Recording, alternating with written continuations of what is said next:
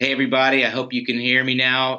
If you don't mind just letting me know through the question panel that you can hear me, just say, yes, I can hear you. That would make it a lot easier. Thank you. I appreciate the comments. And it's so good to be heard. Good morning. Good morning. It's Jeff Phillips at Accountingfly. We're recording. We are in the final day of Meet the Firms Week 2016. It has flown by. Those of you who've been at all 5 sessions, thank you. Those of you who are watching on recording, we missed you live, but we're glad you're watching this, and you will not regret spending some time hearing Jason Blumer this morning. I can promise you that. Last couple of pieces of business before we jump into this. And before I do that, I want to say good morning to my friend and co-presenter here, Jason Blumer. Jason, good morning. How are you? What's up, Jeff? Thanks for having me. You rock. It's always fun to hang out with you, dude. The feeling's mutual. The feeling's mutual. And you're perfect for Friday, by the way. That's Jason. Um, so good morning. Hopefully you checked out our Masters Fair yesterday, where a lot of students and recent grads were able to connect with programs online and bricks and mortar. You got to get that master's degree or get enough credits to get the CPA. It's going to affect earning potential, employability. It makes you a better, more educated person, which is probably the primary reason for doing it. If you didn't make it to that, but you'd like to check out some of the master's programs that want to talk with you, check out your chat panel, your panel on GoToWebinar. We're going to fire off a link to our master's finder. Just click on that, open up a new tab, and then go back to it after Jason's done, and click connect with schools to select the ones you want to meet. Other piece of information, I want to express my appreciation this week to Gleim CPA Review. Please check them out. There is no reason to not take advantage of their free offer, which is free access to 4 complete CPA exam topics. Just visit the page that we are sending you through the chat panel now. And if you're watching on recording, it's Gleim. That's Gleim, gleim.com/AF demo. And that's AF like Accountingfly, gleim.com/AF demo. Gleim's been in the business for 40 years, training CPAs, and has the largest test bank on the market, and they are awesome. Okay, so it's Friday, and that means it's a good day to brainstorm. It's a good day to think about your future. This whole week has been about your future, but we're going to expand some horizons right now by hearing Jason's story, because we're going to inspire you to expect more from your career. And if you were on yesterday with Amy Vetter, you realize that there are people in this world that are leaving traditional public accounting firms, starting small firms, working remotely, working from their home, working with clients that are all over the country, working with team members who are all over the country and they're not working in the same office.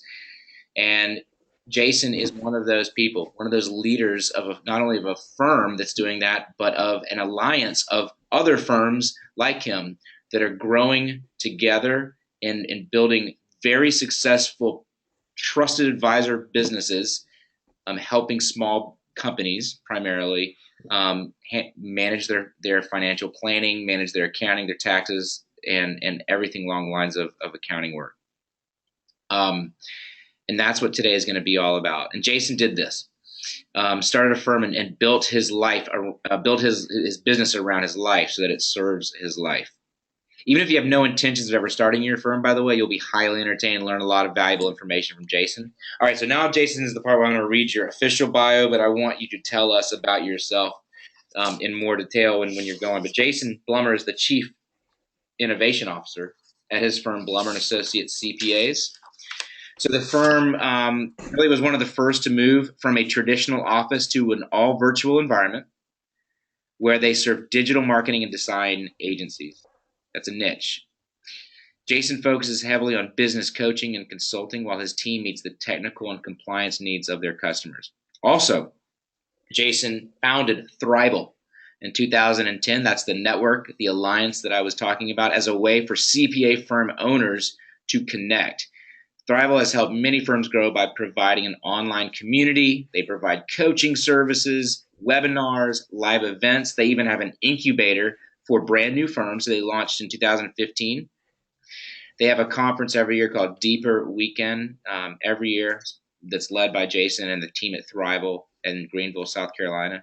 Jason's the host of two podcasts, Thrivecast and the Businessology Show. And you speak frequently on the topics for CPAs, design agencies. He's been honored as one of the 40 under 40 in the profession, as well as the top 100 most influential people in accounting. And Jason lives in Greenville, South Carolina, with his wife and 3 daughters. Hey man, thank you for being here this morning. I appreciate you. Yeah, man. Yeah. And Is it my turn? it's your turn to talk. It's my turn to shut up. I want to hear your story and tell our folks about building a remarkable accounting firm that Very makes them cool. have a great life too. Yeah, very cool. Well, Jeff, I love doing this stuff. Thanks for everybody. I get to hide behind this big podcast microphone. Hopefully, it makes me have a cool radio voice. Um, probably doesn't work too well, but I'm excited to be here. I'm a creative dude. What can I say? I stink at accounting and taxes. I don't know how I ever passed the stinking CPA exam. I swear, it took me long enough. I did it right out of college. It took me like 3 years. I mean, I'm like, oh my God, I'm never going to pass this stupid test. So I almost didn't pass. So people people accuse me of not really being an accountant, and I really, I really wasn't. I'm really not an accountant. That's not who I've been. In college, I had long hair and played in rock bands. And so I did that for the first 2 years of college and then thought, well, I think I have to pick a major pretty soon. And my dad was an accountant. So I guess, what does any rock and roll guy do? He goes into accounting. So that's what I did. So, um, and so, I've been through larger firms, not the big four, but just some bigger firms, and then have been in real small firms, my dad's firm, and then transformed it into what we have now. So it takes a lot of work to build the thing you love, but you can do it. Um, and I guess the biggest aha for me is the profession has now changed, and your professors probably don't know it. So they are maybe some of the most clueless people to inform you about what the profession is. People that can inform you are people like Amy Vetter. She is smack dab in the middle of a technology consulting company that helps and serves the profession of accounting. So we know what it's becoming, and it is a creative profession. That's what it is. Not everybody treats it that way. They don't act like it's that, but that's what it is. And so you can be a creative entrepreneur, work out of your house. You can do consulting. You kind of have to have some experience to do some consulting and things like that. But clients will now let you serve them in very creative ways. We're virtual. We don't have an office, which, we have to struggle to build, virtual culture. Those are things we have to work on, and that's fine. So don't hear anything I say to sound like, hey, we've got this figured out. We don't have any freaking problems. That's not what I want you to hear. It is hard to build a firm, but it's a reality. The profession is different. It may not be what you think it is. And particularly if you've heard a leader maybe at a big four or a professor most recently, it may not, this profession and the future of this profession may not be what you think it is. It is creative. It is fun. You can build a firm to be exactly what you want it to be.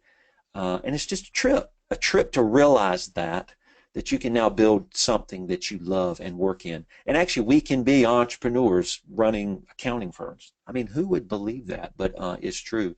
So this presentation is really just about, this whole thing really is my story. That's kind of what it is. So you can ask me any questions about my story you want.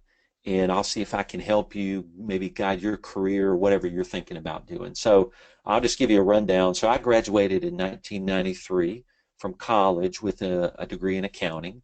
Was still playing playing guitar and stuff like that. Not really in a band anymore because I got married 6 days after I graduated college, so I had to grow up and cut my hair. I remember, so when my wife and I got married, again, 6 days after I graduated, she was still in college. She had 2 more years to go. So we came back from the honeymoon, and um, all right, I have to start providing for my family. We didn't have jobs. She was going to school. So I put on a suit, and it was hot. So I got a jug of water in the back of my awesome Pontiac and drove around handing out resumes. What a trip. But I did it, and I think I got a job with uh, somebody doing taxes. She actually made up taxes. She would lie on the tax return, and I'd ask her, "Can you do that?" She goes, "Oh yeah, they always have more charitable contributions than what they tell me." And I was like, "I didn't know you could do that." So I started learning, what our profession was really like. And this was in '93, so it's much different than it is now. But I finally went into private accounting, which I am not made for private accounting. So private accounting, was the same kind of reporting over and over every month, same financials, really doing the same thing for the owners, and it really just got boring. So I mean, I was just going to die if I kept doing that. So I was just looking for a job. I wasn't trying to get into public accounting, but in '98 I did get into public accounting in the town that I lived because I was commuting somewhere. I had a small family. So '98 is when I entered the profession of public accounting, and worked my way up to become an audit manager. And I remember how they trained me. I was a CPA by then. I had gotten my CPA in the world of private accounting, um, but that CPA got me into public accounting. And they sat me down and said, "Here's an audit." I passed audit on the test, but barely. I mean, what the crap was an audit? Crap if I knew. I still don't know what the heck an audit is. But anyway, I was an audit manager, and they said, just copy what's in the books from last year. So obviously, I got these big binders and open them up. And I just, if there's a piece of paper there, I'd go find that PPC guide, copy it, and stick it in this year's and start, initialing stuff. That's kind of how you get trained. Some of you may have experienced that already. But I did love public accounting. It was really a pretty cool place because I started getting access to the clients, and that was a lot of fun. And started hearing what clients want, what they need, how to deal with people. I mean, especially when you're doing audits, especially for we did government and nonprofit audits. So I would deal with these governmental people who they were also frustrated in their work too. And I would try to help them. And that was really cool. I didn't have access to clients and people needing my help in the world of private accounting, but I did in public. So that kind of opened my eyes and gave me access to people. And I really started getting good at dealing with people. Actually started selling some things in public accounting. So I found out there was this particular state initiated audit for some credits that large companies could get on their payroll if they moved, into South Carolina, which is where I was located and where I am located. And I went, oh, cool. It's mandated that they have a quick report done by a CPA. So I started calling all these companies that were participating in these credits and saying, hey, we do this, and brought in, thousands of dollars worth of work to the firm. And I thought, this is freaking cool. I mean, these people are I'm selling stuff and they're buying stuff from me. That was really cool. So I thought, I had big fancy pants. So I went to the partner and said, hey, I'm bringing in all this work and you need to pay me more. I need a bonus. And they gave me like $1,000. So that was not cool. And it was shortly after that I went, you know what, this is probably not the thing for me to do. So um, I spent some time there, learned a lot. The firm was awesome. They taught me so much, but it was really traditional. I needed a suit. I had to have shiny any shoes, stuff like this. Appearance was a big deal, and I just didn't believe that appearance was a big deal. I thought I was awesome, or anybody could be awesome, even if they wore shorts and had a beard with a ponytail. I mean, there are people in shorts with beards and ponytails that are also cool and are also awesome. So I don't know. It just didn't mesh. It didn't mesh with my worldview, really, of trying to be something I'm not. So my dad was running a small firm, so I went to work with my dad in 2003, which was an opportunity for me and my family to move back home. And my dad, he was a CPA too, but he was running his CPA firm out of the back bedroom of his house. So he wanted to retire low key. And I said, Dad, I want to come work with you. I got to leave this other firm. He said, well, you can come, but I don't have any money to pay you really, or anything like that. So you're going to have to build the business to pay yourself. Well, he had a little bit left over from tax season. It was May of 2003, actually.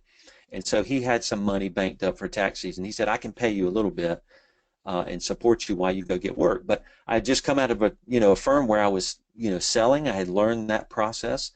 So I started knocking on doors again and started growing Blumer CPAs. And that's when I really became an entrepreneur, obviously, is when you start running your own firm. So that's when it started for me. And when you do that, you leave that other firm and you go, these jokers don't know what the crap they're doing. They are so stupid. I can totally do this and kill this. And actually, it's not as easy as as I thought it was.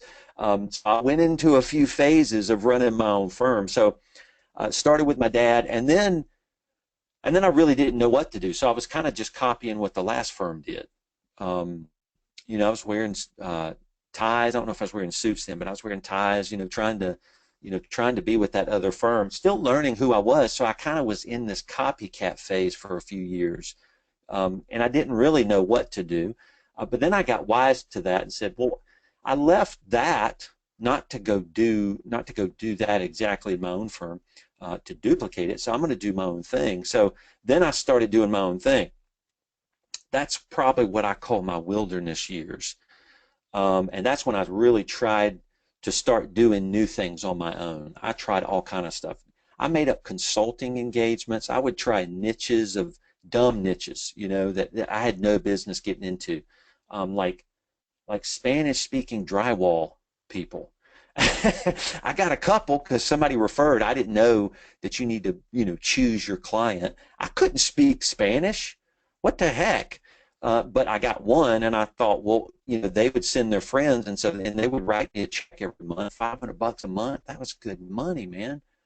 So I would try all kind of things, mess things up, stop things. But one thing I did figure out is that experimenting is really how you grow a firm. That's how you grow any company.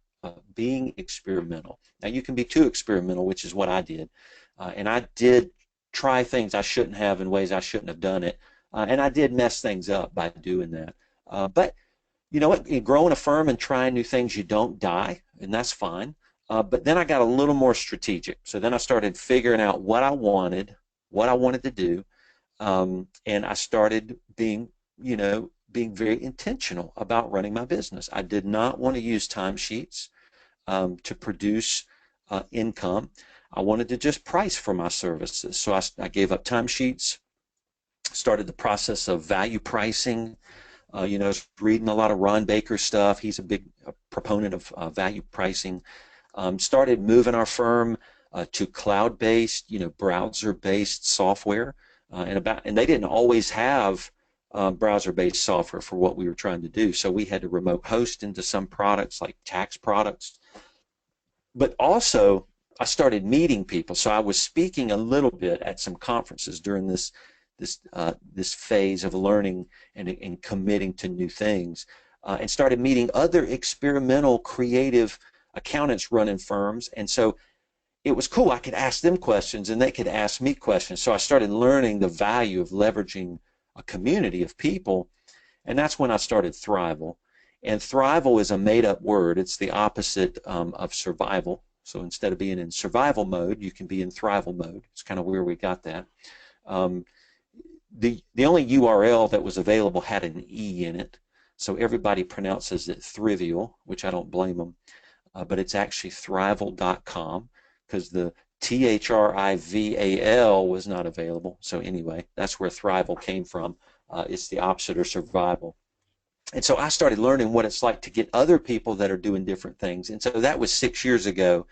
And now 2010 to now is really when we started doing things because we know what we were doing.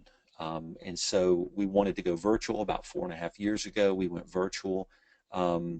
We fully committed to a niche of these creative design, marketing, development agencies.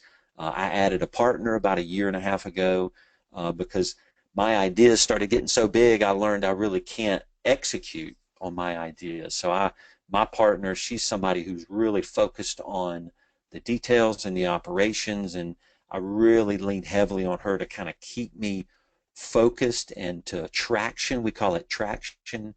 To really bring traction to my ideas. So the ideas are up here, but I need those to have wheels, and those wheels need to touch the ground, and then those ideas need to move forward strategically in order. So I needed a partner to do that. So that's really my journey of how I got here. And now, the learning doesn't end now. It's not like we're awesome now. We went virtual 4.5 years ago, and we're just now, and my partner's bringing this, we're just now learning really the importance of building virtual culture. That's a huge deal. It takes a lot of work, and it's worth it because it's how we want to work. So I can be in my pajamas at home and things like that. But building culture is something we're still learning. I mean, we're always learning. We're learning our niche and how it ebbs and flows, and how committing to a niche changes your cash flow. Duh, most people would know that. When you narrow down, sometimes your sales processes become slower, which affects your cash flow. It becomes slower, but you don't think about this stuff. When you're going, a niche sounds cool. Somebody at a conference told me to create a niche. So you go create a niche and it kind of blows some crap up. So we're learning how to manage those and what risks to take and how not to take risks that are too big, but to still be experimental and be committed to being experimental. So don't so I don't want anybody to think. I hate it when I speak and people come away and go, crap, I suck. I should be doing better. And I just want you to know, no matter what speaker you hear ever, they have their own problems. They have their own issues. They're working through things in their growth trajectories. Everybody is. So we got to stop beating ourselves up as entrepreneurs and thinking we should be better now. We should be better by now. And that's not true. You're right where you're supposed to be. I actually wrote a blog post. If you go to blummercpas.com and then find our blog, you can see a blog post I wrote, I don't know, last week or something. It's like, maybe you're right where you're supposed to be. Where you are now is kind of what your education and your journey has brought you to. It's the right time for whatever you're about to do. So don't beat yourself up and think we've got it figured out. We've got so much to learn. We're getting into some growth phases in Blumer CPAs and in Thrival, and those are going to bring growth problems. At least they're not no cash problems, but they're problems of growth and how do you handle that. So we're still learning. Everybody's still learning. So just know that when you hear people speak. All right, let me just spell out why I think working in a large firm sucks, and why working for yourself rocks. That's what I think.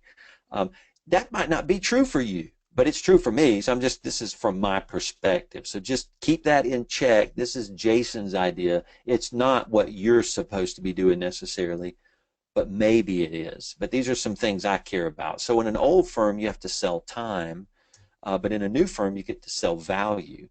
And selling value is so much more enjoyable because you can double the price of a value overnight.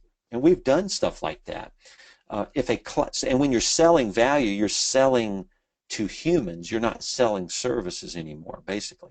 But when you're selling time, you're selling the stuff you can do with your hands. And if you want more money, you just got to do more stuff. But what's really valuable is not necessarily the stuff you can do, because software can do that stuff, right? It's the knowledge you bring, and it's the thing that the client values. And you know what you can sell sometimes that they value? Freedom from fear. Sometimes they're just scared of IRS notices. Well, you can say, well, for $200 a month, you get to talk to me unlimited about any notice that comes. So you can sell freedom from fear to that client. And if they value that, you get to put a price on it if it's valuable. And so there's so much creative opportunities for what's valuable to each individual client. And if something's valuable that you find, you can actually put a price to it. So it's a lot more creative way to value. Now, it's also kind of an unknown thing to firm owners also, because if there's some comfort in selling time, right? Because it's really easy. At the end of the month, you add up the hours and multiply it times the rate. That is obviously a calculation. Accountants love calculations. That calculation means the price is right. Um, but it's actually not. And so we know that, or we believe that. Value can be, the price can be anything, and value is unlimited. There is no ceiling on your income when you sell value, and that's cool. In an old firm, you can be treated like a resource. And I was managed by a spreadsheet, right? At the end of the month, here's your spreadsheet. And here's a percentage billable and utilization rates. And I don't know what the heck that stuff is, but I was more than a spreadsheet. I was also crawling under everybody's desk fixing their stupid printer. But I certainly couldn't bill that. But it certainly had value to the firm, right? But if you look at my spreadsheet, I kind of didn't look so hot.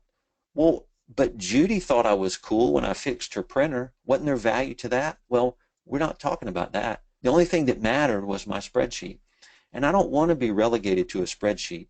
So in a firm, you can be creative like a person, especially when you're in your own firm. You can do things the way you want, and your creative ideas actually have value. When you're selling by value, you actually make things up to test whether they're valuable or not, and you try to sell them to somebody and put a price on them. And if they don't buy them, then maybe they didn't like the service, or maybe the price was too high. You get to just adjust it and things like that. But either way, the creative aspects of who you are as a person, that's what drives what you do in your own firm, which I love.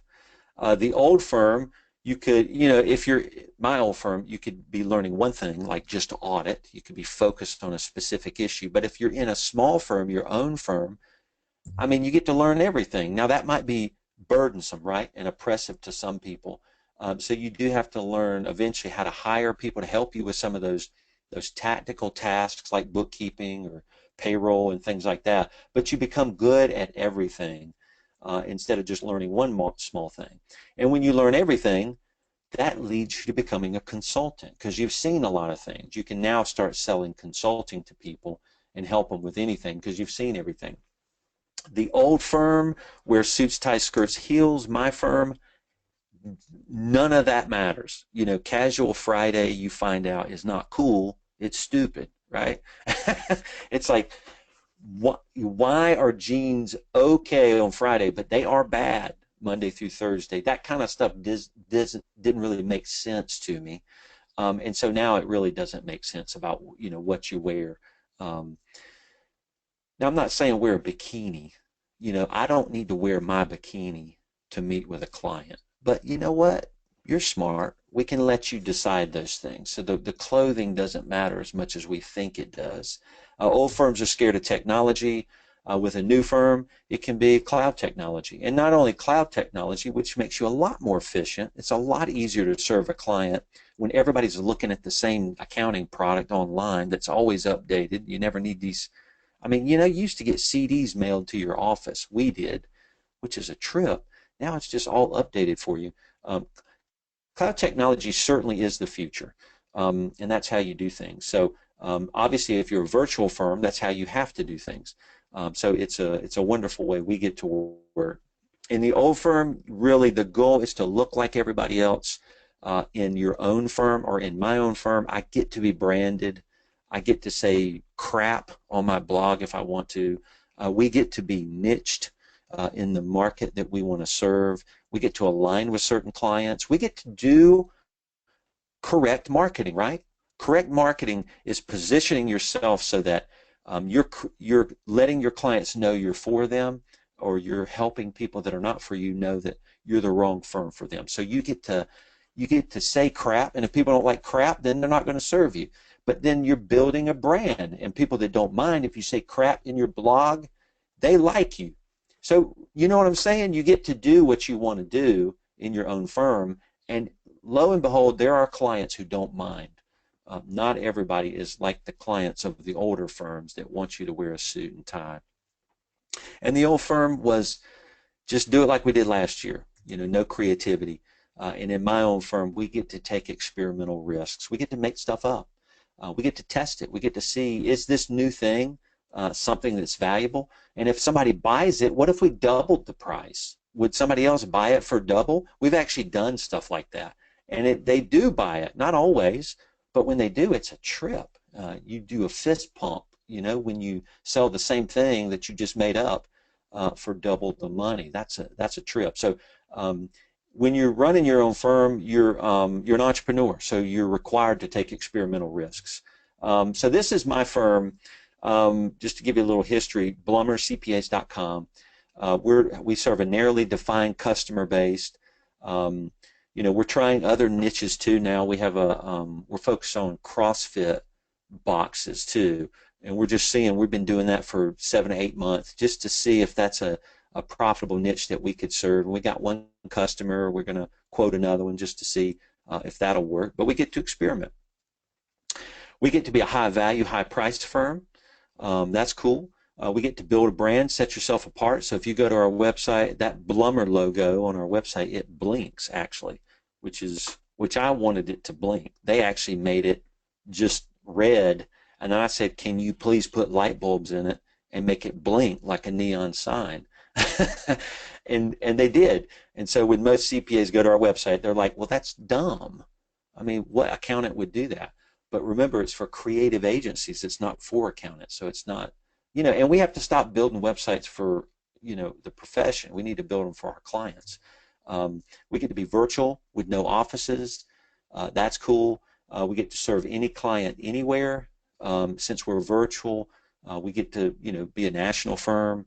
We can hire anyone anywhere, and we've done that. We've had people from Texas to New Mexico to Florida, Atlanta, you know, and some people in South Carolina with us. We get to have an autonomous team, meaning we don't have to manage them really. We do have to help project manage their work and help coach them, but we don't have to tell people necessarily what to do, which is nice. And we get to build a culture online in our firm. And we get to say no to individuals. So we don't like tax season, so we said we're not doing individual taxes. So we have a rule where we only do work for businesses. We'll only contract in the name of a business. Now, we'll do the individual tax return of the owner, but it's cool. You can make up any rule you want. You can say, you know what, I don't like tax season. No more individual taxes, or what we call orphan tax returns. You know, those orphan tax returns are just by themselves, right? They're not attached to anything. It's the little old lady maybe with some Social Security income. And you know, it's hard to build a really big strategic firm on top of those types of clients because they really don't need those high-end services, those high-value services. So we had to sacrifice those things. So no individuals, only business work, and we get to draft our prices monthly. When you value price, you just put everything in a bucket, or you can do it this way, but when you value price, you're trying to come up with a price up front for your services, and we just put it all in a big bucket, divide by 12, you know, which is a typical contract for us, 12 months, and then we just tell them we have to draft the money on the 1st or the 15th every month. And some clients may not like that, and they just can't be a client. And that's not bad. We're not saying drafting is how you're supposed to do it. That's not what I'm saying. I'm saying we get to make the decision. That's how we want to do it, because it certainly helps our cash flow to create recurring revenue instead of this big tax season revenue, and then you have no money at the end of the year. We've done that too, and that's terrible. That stressed the heck out of me and my wife. So that was our firm. This is the Thrival Network that Jeff mentioned. It is a network of, we say, startup and maturing firms. So we're for those firms that are getting started, or for firms that have been around a while but they're ready to change and mature. And we do that through things like an incubator program or Deeper Weekend as our conference. So if you will go to thrival.com, thriveal.com, thrival.com. Scroll down, there's an orange banner, and you'll see that's where you can get access to deeper weekend. And we don't have accounting people come and speak. We have creative professionals that talk about sales and marketing. We do experiments together. We have somebody from the Stanford D School come to talk about design thinking and do fun exercises with us just to make us think in different ways. We're going to break up into groups, and we're going to challenge each other with really strategic questions at Deeper Weekend. We have big pizza parties and with 40 beers on draft, and that's all included. So we just have a lot of fun, spend time learning together. You can become a Thrival member. That's a Thrival incubator. And here's some of our sites down there. The blog, I do some writing on the blog, and Greg Kite, who's a CPA and a comedian, you may have seen him or read him in Going Concern. He's on there sometimes. He does the podcast with me called the Thrivecast. He and I have done the podcast for 5 years together, every month for 5 years. And we have a lot of fun and, offend a lot of people typically. But we do have some serious conversations with some serious people. And the incubator we're doing that now. We just started the incubator, and you go through that if you want to build your firm in the incubator. Well, I'll be doing that with you for 5 months. So that's something we do. And that's it. So what are your next steps? So you can follow me. You can see my email and Twitter down below. But what are your next steps? Is it entrepreneurship, which is running your own firm? Is that what you want to ask me? Or how to build a business? You're in the middle of it, but you need clarity. Building a business is hard, but you can have clarity. What about quitting your job? Is that what's on the horizon for you? Or changing your own firm? Maybe you have a firm that's not what you want. You feel like your clients are in control, but you need to be in control. Is that what you're doing? Or getting a job? Or maybe did your professor lie to you?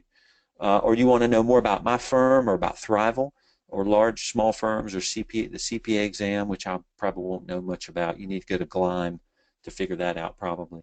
But that's it. That's all I've got. So now we can do some questions, Jeff, if this is a good time to pause. This is a good time. And maybe we have some. Okay, cool. And we do. I actually have some, and since it's my show, I'm going to ask mine first. No. Okay, do it. That's cool. It's your show, man. If you have questions, fire them off in the question panel. We already have a couple. Not about the CPA exam, obviously.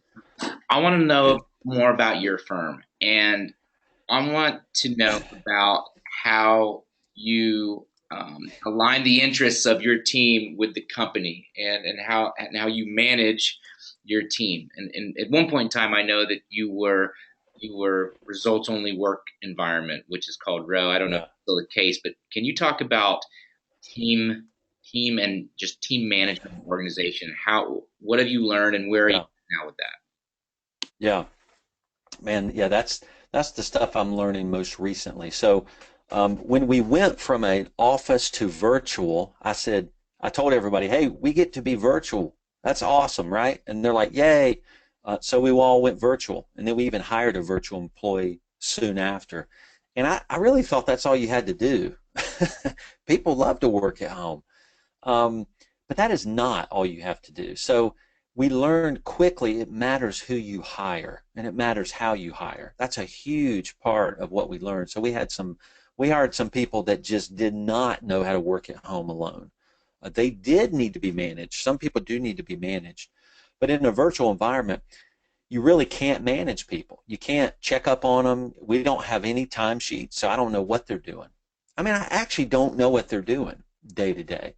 I just know if work's getting done. So what we had to do is we did adopt a ROWE, which is ROWE, results only work environment. And so we did it the minute we went virtual, which basically meant in a ROWE, nothing matters but the results that you're achieving. And so I made some assumptions. I assumed that everybody knew the results they're supposed to be achieving for the clients. Just a big assumption. And you know what? You can make that assumption in an office, and you can kind of get away with it because you're sitting in a cubicle beside somebody, and if they have a question, they can lean over and go, "Hey, did you mean this or that?" And you say something, and cool, that's been resolved. But in a virtual world, it's not like that. You can't lean over a cube. We do have an online work site where we talk to each other every day, all day. It's called Yammer, YAMMER.com. Some people use Slack, these kind of products where you talk to people all day. But in a virtual environment, you have to lay out, it's got to be all about the work. You got to lay out work so clearly and in specific orders. You got to put it in an efficiency tool. You got to give the dashboard of that work to a team, and then you got to manage the work. So you're not managing people anymore. You're only managing work. And so that helped.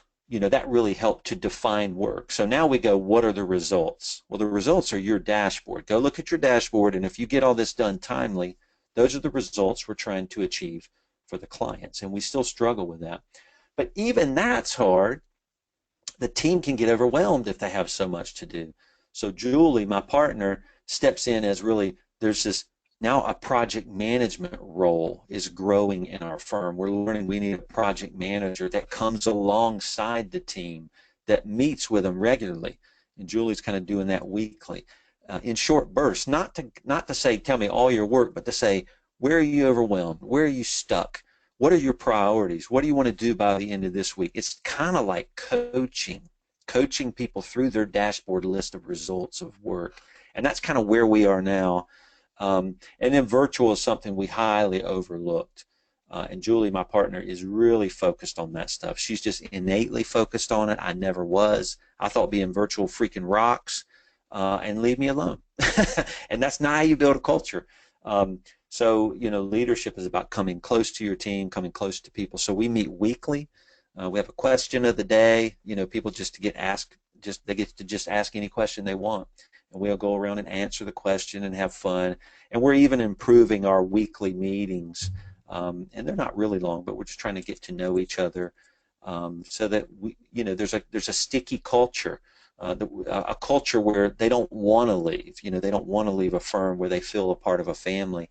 And in a virtual environment, you really have to fight for that because you feel alone. Well, you are alone in a virtual environment. You're at your house by yourself. So you really have to fight for that culture. So I would say learning, how to build culture right now, project managing work to move that forward. And then hiring is probably the third big thing we're working on. We got to onboard people in a specific way. We got to tell them our values. So we have a presentation now when a new person comes on to really tell them who we are, why we've chosen a design niche, what are the 5 core values we really want to follow, what are Julie and I like as leaders, what are the things we care about. And so we're just learning to help the team be as successful as we possibly can in hiring. And we're also learning that the best team members we can hire are probably people that don't have experience in a CPA firm, which is a trip. Because when they come in a lot of times with a mindset of hourly, and that really hurts them. They really think of everything as an hourly task, and we have no metrics on hours at all. None. And so we can't feed them any kind of metrics or any experience or expectations around how much is this supposed to take. It's really more like, this is like a 20 to 25 an hour a week job. Is that good with you? And then the project manager comes alongside to make sure it's staying 20 to 25 hours, or maybe it's more than what we thought it was. So those are some of the big things we're dealing with, Jeff. I hope that helped. Any follow-up questions to that? Good stuff. Yeah, it is good stuff. I have a lot of follow-up questions, but now I owe the audience their turn at asking you some questions, even though I personally follow up. Artem wants to know, can you clarify your niche one more time that you've gotten into? Yep. So we focus on agencies, and agencies is a pretty broad term. Some people say creative agencies, some say digital agencies. So the agencies means it's a service-based company model, and they're typically doing design, marketing, software development, websites, things like that. It's not typically traditional agencies. It's digital agencies, and that difference is typically, traditional large advertising agencies sometimes do these media buys We're not into that. That's a whole nother model. We're really into the digital aspect of creating an online persona and brand and the marketing of that brand, and how firms deliver real value to their clients through this thing called a website and its ongoing use. That's we're in creative agencies. And what are the services that Blumer and Associates provides to the creative agencies? So you're going to find a firm like ours and a lot of firms in Thrival, which I hope people, if you email me or you tweet to me, we actually do a 1 hour Thrival introductory call every month with me, and I tell you more about what Thrival is all about. Let's do And that. you can ask me a lot of questions about Thrival. So make sure you guys tweet to me or something like that.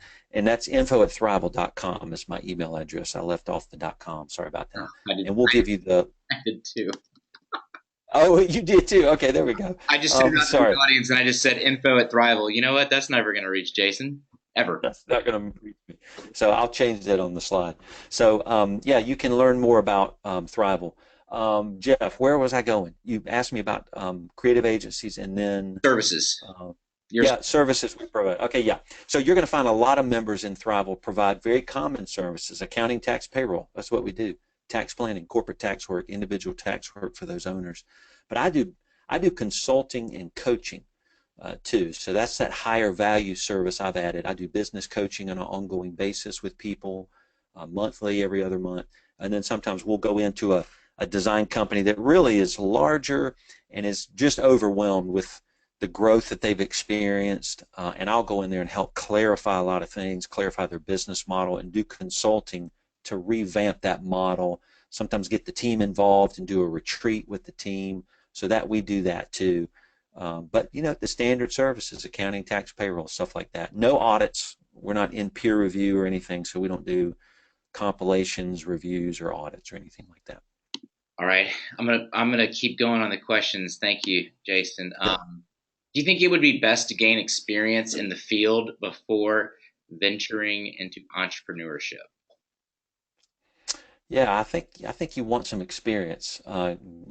Getting that experience 3 to 5 years at somebody else's firm is a great way to get your feet wet, learn what you like, learn what you don't like, and then jump out into your own firm. You don't have to do it that way. It Anyway, that's how I did it, and I can see that it did help me. It's not the only way to do it, but yeah, I think that is helpful.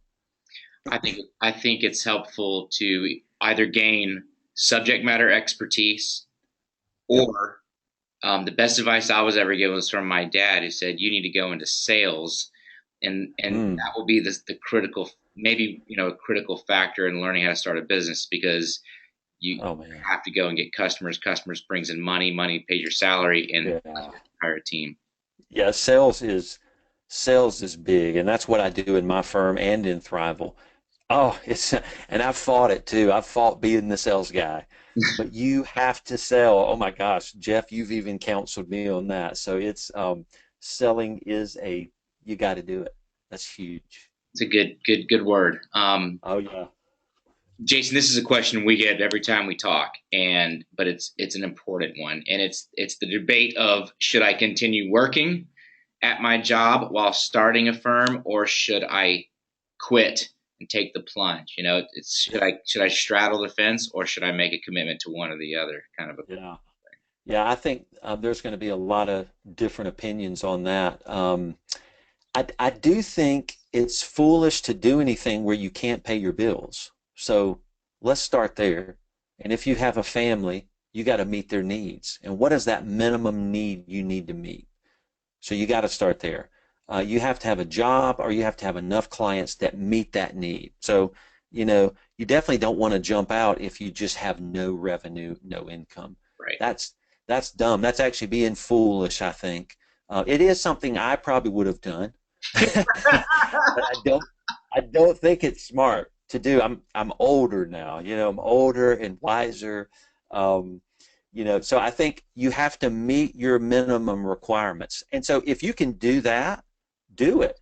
And if you can jump out into your own firm and get a paper route, if you can meet the minimum requirement, do it. However you need to do that. And if you're at a firm that'll let you build a firm on the side, that seems like a perfect way to do it. Get your own clients. But you're likely going to be, they likely won't like that. So you'll have to determine if that's right for you or not. But yeah, meet that minimum level. And some people will just say, I got to get out of here. I have 2 or 3 clients. I'm going to do it. I'm just going to get another part-time job as a waiter. That is okay. It will work. I know a lot of people who've done it. It can work. So I want to add a comment to that too. You have to meet your minimum requirements. On the other hand, you can't start a business with while straddling a fence. So maybe you have to meet your minimum requirements financially and do both, but that business, the one you're starting, will never get there if you Oh man, if you don't fully commit to it. That is a that's right. principle. Yeah, no, that's true. Sometimes when we're coaching, we will help people pick a date, and Yeah. that's when they really get scared. They're like, a date? I'm like, January 1st is the beginning of your new life. Is it or is it not? A date is so important. You're right, or you'll never do it. You're right. So true.